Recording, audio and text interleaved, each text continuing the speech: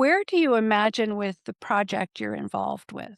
So we get better ability to tease out ADHD versus FASD versus comorbid conditions. How do you see that being used practically um, in the community? So the studies we're doing, obviously, we've got the different groups. We hope to basically identify a pattern of performance. Obviously, like I was saying, the people with ADHD can do typically both parts of the one experiment, but people with FASD can do the first part, but not the second part. So hopefully, um, when they run these, if they choose to, uh, if the research obviously goes through and manage to recruit, hopefully we'll be able to see the patterns maybe in practice. Okay. Um, or maybe not, who knows? Who knows what the results will be? Yeah. But Yeah. hopefully if we can identify these patterns, hopefully it will at least question a role of prenatal alcohol exposure. And then obviously that might bring it to the clinician's mind, and they might be able to diagnose FASD instead of ADHD, or FASD and ADHD Right. instead of just ADHD. That allows, obviously, when you've got the tick boxes, allows for, your different treatments, your different Yeah. Yeah. supports Because to be given. I know, having been involved with ADHD, I'm sure you know Daniel Amen.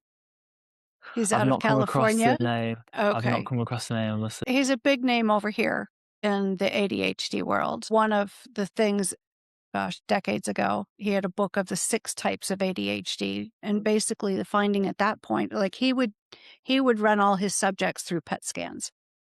okay.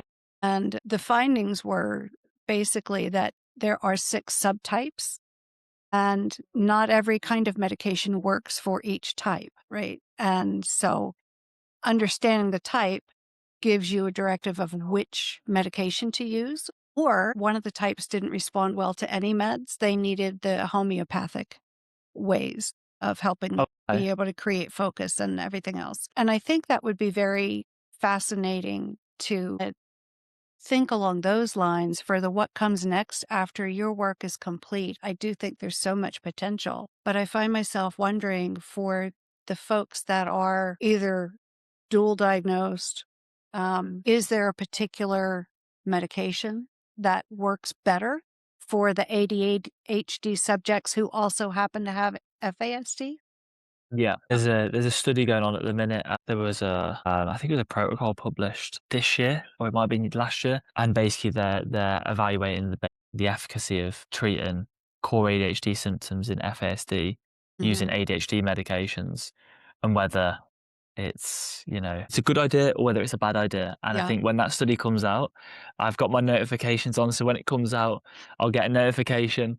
It'd be a very interesting read. Uh, But there's some research at the minute that says yes, it's great. It treats some symptoms of ADHD and FASD, and then others that say, oh, actually, the evidence is too weak, yeah. essentially, to make a strong A conclusion. judgment As call yeah, one way or the other. Yeah. yeah, 'Cause I know when I was first trained to work in this field, the admonition had been, if you have all these symptoms, that are classic ADHD, if medication works, that's the diagnosis. But if it doesn't work, Mhm. then it's FASD. But the problem is when all the ADHD research had been done initially, coming up with the meds, they had not pulled out the FASD And, checks, this is what I think about a lot right? when I read ADHD research. I think, like, how many could be people with FASD without the facial features?